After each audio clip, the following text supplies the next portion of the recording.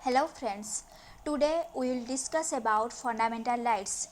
तो ये जो फंडामेंटल राइट्स है ये हमारे इंडियन कॉन्स्टिट्यूशन के पार्ट 3 में आता है और इसमें आर्टिकल 12 से लेकर आर्टिकल 35 तक है। तो क्वेश्चन ऐसा आएगा कि जो हमारे इंडियन कॉन्स्टिट्यूशन में जो फंडामेंटल राइट्स है वो कहाँ से लाया गया है। तो वो यूएसए से लाया गया है।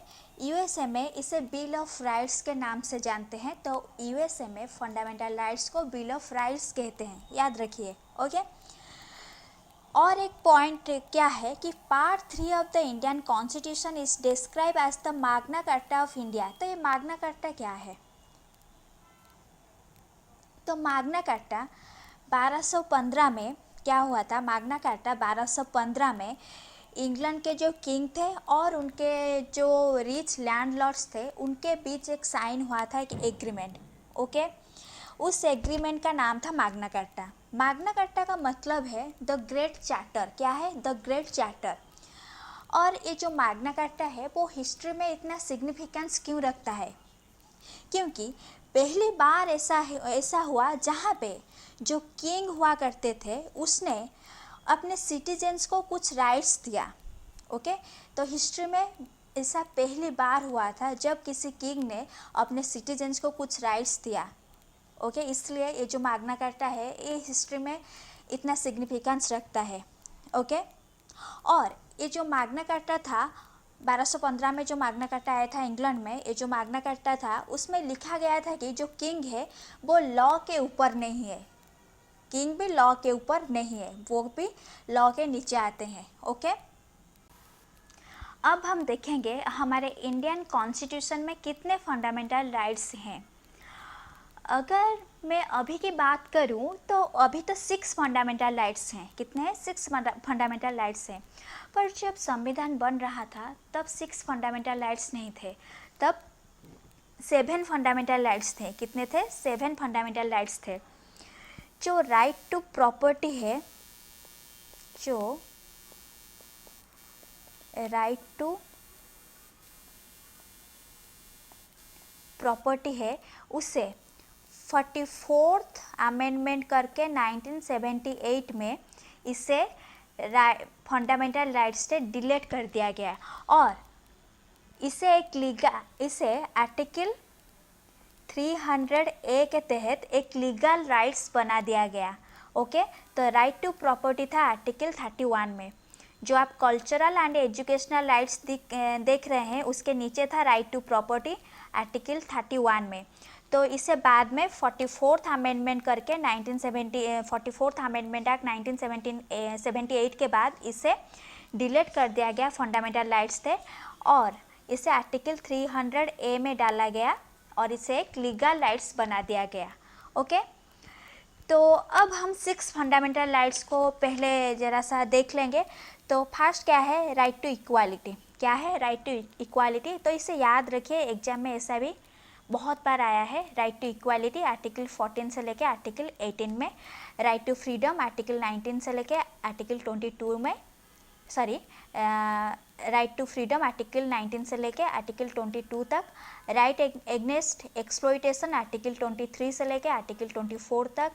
Right to freedom of religion article 25 से 28 तक। कल्चरल एंड एजुकेशनल राइट्स 29 से 30 तक। Right to constitutional remedies article 32। Okay. तो इसे याद रख लीजिएगा।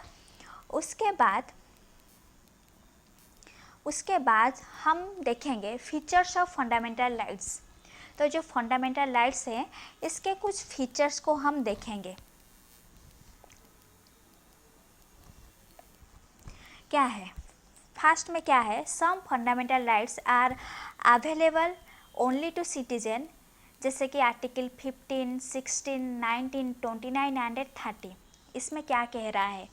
तो इसमें कह रहा है जो हमारा फंडामेंटल राइट्स है वो सिर्फ इंडियंस के लिए नहीं है, इंडियंस के लिए भी है और जो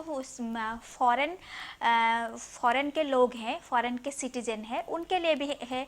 अगर कोई फॉरेन से इंडिया में आएगा तो ऐसा नहीं है कि उनके साथ कुछ डिस्क्रिमिनेशन होगा, पर ऐसा कुछ राइट्स है जो सिर्फ और सिर्फ इंडियंस के लिए है। वो है आर्टिकल 15, 16, 19, 29 एंड 30। इसे याद कर लीजिए, एग्जाम में बहुत बार आया है। तो इसे याद कर, और बाकी जो राइट्स रहा वो इंडियंस एंड फॉरेनर दोनों के लिए है, बट आप इसे याद रख लीजिएगा। ओके, और सेकंड में क्या, उसके बाद क्या है, fundamental rights are not absolute but qualified. इसका मतलब क्या है, तो इसमें क्या लिखा है, fundamental rights are not absolute but qualified. इसका मतलब ये है कि जो फंडामेंटल राइट्स हमें मिला है इसके ऊपर भी रेस्ट्रिक्शन लगाया जा सकता है। ओके, तो मैं एक एग्जांपल देती हूँ। एग्जांपल क्या देती हूँ कि आर्टिकल 19 के तहत हमें बहुत सारे राइट्स मिलते हैं, 6 राइट्स मिलते हैं। उनमें से एक है क्या, freedom of speech and expression. उसमें है freedom of speech and expression. तो आपको क्या आप स्पीच में जो चाहे वो बोल सकते हैं, ऐसा नहीं है। अगर आप ऐसा स्पीच दे रहे हो, अगर चाहे काल को आपने ऐसा स्पीच दे दिया कि हम चाहते हैं कि हमारा स्टेट भारत से अलग हो जाए, हम चाहते हैं कि इंडिया का डिवाइड हो जाए, अगर आपने ऐसा कुछ स्पीच दिया तो आपके ऊपर पुलिस एक्शन हो सकती है। ओके, आपके ऊपर पुलिस एक्शन हो सकते हैं। आप ऐसा स्पीच दे सकते हैं, आप गवर्नमेंट के अगेंस्ट में कुछ बोल सकते हैं कि गवर्नमेंट ने एक काम गलत किया। आपने देखा होगा कि बहुत सारे प्रोटेस्ट होते हैं गवर्नमेंट के खिलाफ, तो वो सब आप कर सकते हैं, लेकिन आप ऐसा कुछ भी बात नहीं कह सकते हैं जो कि लॉ के अगेंस्ट है, जो कि संविधान के अगेंस्ट है। अगर आप ऐसा स्पीच देंगे तो आपके ऊपर पुलिस एक्शन हो सकती है। और एक उसके बाद क्या है, these rights strike a balance between the rights of the individual and those of the society as a whole, between individual liberty and a social control. इसका मतलब क्या है, इसका मतलब ये है आपको तो फंडामेंटल राइट्स मिल रहा है, हम भारत के जितने भी सारे सिटीजन हैं सबके पास ये 6 फंडामेंटल राइट्स हैं। तो जब फंडामेंटल राइट्स हमें मिल रहा है तो हम इसका ध्यान रखें कि हमारे वजह से कोई दूसरा इंसान को कोई तकलीफ़ ना हो। जैसे कि मैं एक एग्जांपल देती हूँ, जैसे कि आप एक पार्क में गए। ओके, पार्क में बहुत सारे लोग बैठे हैं और आपने क्या किया, आपने वहाँ पर डीजे बजा लिया, बहुत ज़ोर साउंड से डीजे बजा लिया, तो उसके वजह से दूसरों को भी तकलीफ़ हुई। ओके, तो क्या आप कह सकोगे कि ये मेरा फंडामेंटल राइट्स है? नहीं कह सकोगे, क्योंकि ये आपका फंडामेंटल राइट्स का वायोलेशन है, क्योंकि आपके वजह से दूसरे इंसान को तकलीफ हो रही है। तो ये नहीं करना चाहिए और ये गलत भी है। ओके, उसके बाद क्या है, most rights are available against the action of the states but some are available against the action of the private individuals too. तो फंडामेंटल राइट्स तो जो है वो स्टेट के अगेंस्ट में जाता है, यानी जो सरकार है उनके अगेंस्ट में तो जाता है। ओके, और वो प्राइवेट इंडिविजुअल के अगेंस्ट में भी जाता है। नेक्स्ट हम क्या देखेंगे, some fundamental rights is negative in character while others are positive. इसका मतलब क्या है, negative fundamental rights limitation on the government while positive fundamental rights impose an obligation on government to take measure। इसका मतलब ये है कुछ फंडामेंटल राइट्स ऐसे हैं जो कि नेगेटिव है। नेगेटिव मतलब क्या है कि नेगेटिव में लिखा है जैसे कि state shall not do discrimination, तो नॉट लगा है यानी ये नेगेटिव में जाता है, क्योंकि इसमें कहा गया है कि जो स्टेट यानी जो सरकार है वो डिस्क्रिमिनेशन नहीं कर सकता है। तो अगर हम एक सिंपल वर्ड में कहें तो ये गवर्नमेंट के अगेंस्ट में जाता है पर लोगों के फेवर में जाता है, तो इसलिए ये गवर्नमेंट के अगेंस्ट में जाता है, इसलिए हम नेगेटिव इन कैरेक्टर कहते हैं। और कुछ है पॉजिटिव इन नेचर। पॉजिटिव क्या है, जैसे स्टेट शाल डू दैट, यानी स्टेट को कुछ पावर मिला है कि वो ये कर सकता है, तो इसमें कुछ पॉजिटिव नेचर भी है। ओके, तो जो fundamental rights justiciable in nature है, जस्टिसेबल का मतलब क्या है, जस्टिसेबल का मतलब ये है अगर किसी वजह से हमारे फंडामेंटल राइट्स का वायोलेशन हुआ है तो हम डायरेक्ट सुप्रीम कोर्ट या हाई कोर्ट में जा सकते हैं। ओके, तो इससे हम इसलिए जस्टिसेबल इन नेचर कहते हैं। अगर हम डीपीएसपी की बात करें, डीपीएसपी जिसे कि हम इसके बाद पढ़ेंगे फंडामेंटल राइट्स के बाद, अगर हम डीपीएसपी की बात करें तो ये क्या जस्टिसेबल इन नेचर है? ये नहीं है, क्यों? ये नॉन जस्टिसेबल इन नेचर है, क्योंकि अगर इसका वायोलेशन होता है तो हम कोर्ट में नहीं जा सकते हैं। ओके, उसके बाद क्या है, नेक्स्ट क्या है, fundamental rights are defended and guaranteed by the constitution. Okay, तो इसलिए क्या हो सकता है, अगर किसी का फंडामेंटल राइट्स वायोलेशन हुआ है तो वो डायरेक्ट सुप्रीम कोर्ट में जा सकता है, तो वो डायरेक्ट सुप्रीम कोर्ट में जा सकता है। ओके, नेक्स्ट हम क्या देखेंगे, क्या है उसके बाद, parliament can amend the provision of the fundamental rights by the way of a constitutional amendment act so long as they do not violate the basic structure of the Indian Constitution। इसका मतलब क्या है? तो आप लोग सोच रहे होंगे कि जो फंडामेंटल राइट्स हमें मिला है वो उसे कभी अमेंड नहीं करा जा सकता है, उसे कभी बदला नहीं जा सकता है, पर ये गलत है। ऐसा कॉन्स्टिट्यूशन में साफ लिखा है कि जो फंडामेंटल राइट्स है उसे पार्लियामेंट अमेंड कर सकती है, पर उसको ये बात ध्यान में रखना होगा कि ये basic structure of Indian constitution को वायोलेट नहीं कर रहा होगा।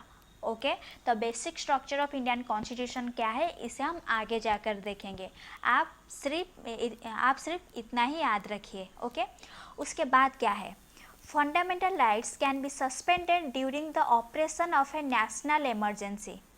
ओके, तो फंडामेंटल राइट्स को सस्पेंड भी किया जा सकता है, नेशनल इमरजेंसी में इसे सस्पेंड किया जा सकता है, except the rights guaranteed by article 20 and article 21। तो आर्टिकल 20 एंड आर्टिकल 21 को छोड़कर बाकी सारे सस्पेंड किया जा सकता है, किसमें? नेशनल इमरजेंसी में।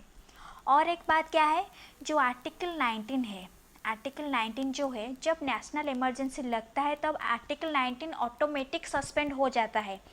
पर एक ध्यान रखने वाली बात क्या है, हमारा जो नेशनल इमरजेंसी लगता है वो दो तरह की होता है, एक है एक्सटर्नल एग्रेशन और दूसरा है आर्म्ड रिबेलियन।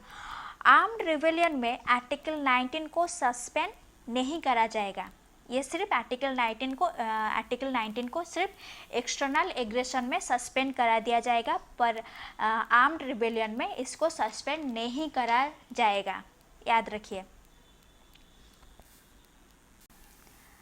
उसके बाद है पार्लियामेंट कैन रेस्ट्रिक्ट और abrogate the application of fundamental rights in the case of armed forces, paramilitary forces, police forces, intelligence agencies. इसका मतलब क्या है? इसका मतलब ये है जो पार्लियामेंट है वो इन सारे फोर्सेस के ऊपर फंडामेंटल राइट्स को रेस्ट्रिक्ट कर सकता है।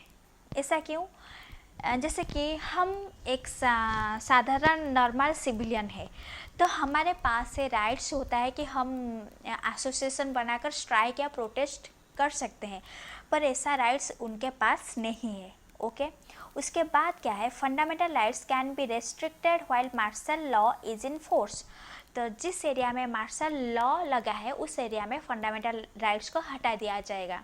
ओके, ओनली उसके बाद और लास्ट पॉइंट क्या है, only parliament can make a law for the enforcement of the fundamental rights. तो अब हम फंडामेंटल राइट्स में जो आर्टिकल 12 से लेके आर्टिकल 35 तक है इसे डिस्कस करेंगे। ओके, तो पहले हम आर्टिकल 12 को देखेंगे। आर्टिकल 12 क्या कहता है? आर्टिकल 12 स्टेट का डेफिनेशन देता है, स्टेट को डिफाइन करता है। स्टेट को डिफाइन करता है मतलब स्टेट का अंदर कौन कौन आता है इसके बारे में हमें कहाँ से पता चलेगा, इसके बारे में हमें आर्टिकल 12 से पता चलेगा। ओके, आर्टिकल 12 ये भी कहता है कि आर्टिकल 12 में जो स्टेट का डेफिनेशन दिया गया है ये सिर्फ और सिर्फ पार्ट 3 और पार्ट 4 के लिए एप्लीकेबल है। पार्ट 3 में है फंडामेंटल राइट्स और पार्ट 4 में है डीपीएसपी। तो ये सिर्फ और सिर्फ इसी के लिए एप्लीकेबल है और किसी के लिए नहीं। ओके, तो आर्टिकल 12 के हिसाब से स्टेट में कौन कौन आते हैं, तो स्टेट में आते हैं legislative and executive organs of the union government, जैसे कि लोकसभा हो गया, राज्यसभा हो गया, और legislative and executive organs of the state government, जैसे कि legislative assembly and legislative council हो गया, ऑल लोकल अथॉरिटीज, जैसे कि म्यूनिसपालिटीज़, पंचायत, ये सारे चीज़ हो गए। एक नंबर 4 है। और कौन आते हैं स्टेट में, स्टेट में आते हैं statutory and non statutory authorities, okay. और Supreme Court, even a private body और an agency working as an instrument of the state falls with in the meaning of the state under article 12। इसका मतलब क्या है, इसका मतलब ये है कि अगर कोई प्राइवेट एजेंसी गवर्नमेंट के लिए काम करता है तो वो भी आर्टिकल 12 में जो स्टेट का डेफिनेशन दिया गया है तो वो भी इस स्टेट की डेफिनेशन में आएगा, ओके, समझ गए। तो ये तो गया आर्टिकल 12। तो अब हम देखेंगे आर्टिकल 13। आर्टिकल 13 क्या कहता है, लॉज इन कंसिस्टेंट विथ और in derogation of the fundamental rights. इसमें क्या है, all laws in force in the territory of India immediately before the commencement of this constitution, इसको क्या करा दिया जाएगा, वॉइड घोषित करा दिया जाएगा। इसका मतलब क्या है कि हमारा जो कॉन्स्टिट्यूशन है, यानी कि हमारा जो संविधान है, वो 26 जनवरी 1950 को लागू हुआ था, ओके। तो इसमें लिखा है कि 26 जनवरी 1950 से पहले तो हमारा जो संविधान है वो 26 जनवरी 1950 को लागू हुआ था। तो इसमें लिखा है कि 26 जनवरी 1950 से पहले अगर कोई ऐसा लॉ है जो कि हमारे फंडामेंटल राइट्स को एब्रोगेट करता है या फिर हमारे फंडामेंटल राइट्स के अगेंस्ट में है तो उसे नल एंड वॉइड घोषित करा दिया जाएगा, ओके। उसके बाद क्या लिखा है कि 26 जनवरी 1950 के बाद अगर सरकार कोई ऐसा लॉ बनाता है जो कि हमारे फंडामेंटल राइट्स को एब्रोगेट करता है, वायलेट करता है, तो भी उसे नल एंड वॉइड घोषित करा दिया जाएगा, ओके। उसके बाद क्या है, उसके बाद है जो आर्टिकल 13 के क्लॉज 3 में क्या है, इसमें लॉ का डेफिनेशन दिया गया है कि हम लॉ किसे कहेंगे। हम ऑर्डिनेंस को भी लॉ कहेंगे, ऑर्डर को भी कहेंगे, by law, rule, regulation, notification, custom, ये सारे चीज़ों को ये जो सारे चीज़ है ये लॉ की कैटेगरी में आते हैं, ओके। लॉज इन फोर्स क्या है, जैसे कि पार्लियामेंट हो गया वो कुछ लॉ लाया, स्टेट लेजिस्लेचर वो कुछ लॉ लाया, ये सब लॉज इन फोर्स में आते हैं। आर्टिकल 13 में और क्या लिखा है, आर्टिकल 13 में ये लिखा है कि अगर सरकार कोई ऐसा लॉ बनाता है जो कि हमारे फंडामेंटल राइट्स के अगेंस्ट में है तो इसके लिए सुप्रीम कोर्ट, तो इसके लिए हम सुप्रीम कोर्ट में आर्टिकल, इसके लिए जस्ट वेट, इसके लिए हम सुप्रीम कोर्ट में आर्टिकल 32 के तहत जा सकते हैं और हाई कोर्ट में आर्टिकल 226 के तहत जा सकते हैं, ओके। और आर्टिकल 3 में और क्या लिखा है, आर्टिकल 3 में और एक इम्पोर्टेंट बात लिखा है कि क्या कि हमें तो पता है कि अगर पार्लियामेंट कोई न्यू लॉ लाता है या फिर स्टेट लेजिस्लेचर कोई न्यू लॉ या फिर कोई भी लोकल अथॉरिटीज हो गए जो कि कुछ लॉ लेके आते हैं और वो हमारे फंडामेंटल राइट्स के अगेंस्ट में है तो उसे नल एंड वॉइड घोषित करा दिया जाएगा, ओके। बट आर्टिकल 368 के तहत पार्लियामेंट अगर कोई अमेंडमेंट लाता है फंडामेंटल राइट्स में, ओके, अगर फंडामेंटल राइट्स में सरकार कुछ अमेंडमेंट लाता है, कुछ में चेंजेस करना चाहता है, ओके, तो वो लॉ के कैटेगरी में नहीं आएगा। ऐसा लिखा है संविधान में, क्या लिखा है कि अगर पार्लियामेंट कोई नया लॉ लाता है और वो हमारे फंडामेंटल राइट्स के अगेंस्ट में है तो सुप्रीम कोर्ट उसे नल एंड वॉइड घोषित कर सकता है। पर अगर पार्लियामेंट आर्टिकल 368 के तहत अगर अमेंडमेंट करके फंडामेंटल राइट्स में कुछ चेंजेस करना चाहता है तो वो लॉ की कैटेगरी में नहीं आता है और सुप्रीम कोर्ट इसमें कुछ नहीं कर सकता है। ऐसा आर्टिकल 360 ऐसा लिखा था संविधान में। बट जब 1973 आया उस टाइम केशवानंद का केस चला था सुप्रीम कोर्ट में। तो इस 1973 के केशवानंद भारती केस में सुप्रीम कोर्ट ने ये कहा कि क्या कहा कि पार्लियामेंट को पावर है वो क्या कर वो फंडामेंटल राइट्स में कुछ अमेंडमेंट कर सकता है, इसे कोई नहीं रोक सकता है, उसके पास ये पावर है। पर सरकार को यानी पार्लियामेंट को ये ध्यान में रखना होगा कि वो जो फंडामेंटल राइट्स में जो अमेंडमेंट कर रहा है वो हमारे जो basic structure of the Indian constitution है उसे वायलेट नहीं करना चाहिए। समझ में आया? क्या कहा सुप्रीम कोर्ट ने? सुप्रीम कोर्ट ने ये कहा कि पार्लियामेंट अगर चाहे तो फंडामेंटल राइट्स में अमेंडमेंट ला सकता है, पर पार्लियामेंट को ये बात ध्यान में रखना होगा कि वो हमारे basic structure of Indian constitution के अंदर रहना होगा, उसके अगेंस्ट में नहीं जाना चाहिए। ओके, समझ में आया? समझ में आया? तो कल हम जो राइट टू इक्वालिटी है आर्टिकल 14 से लेकर 18 तक इसे कवर करेंगे, क्योंकि फंडामेंटल राइट्स एक बहुत बड़ा टॉपिक है। अगर हम इसे अच्छे से पढ़ें तो, अगर सिर्फ हम ऊपर ऊपर से देख ले तो कोई फ़ायदा नहीं है, क्योंकि आजकल जो एग्ज़ाम्स हो रहे हैं उसमें इसे सिंपल क्वेश्चन नहीं आते हैं। तो इसके लिए 2-3 क्लास और लगेंगे। ओके।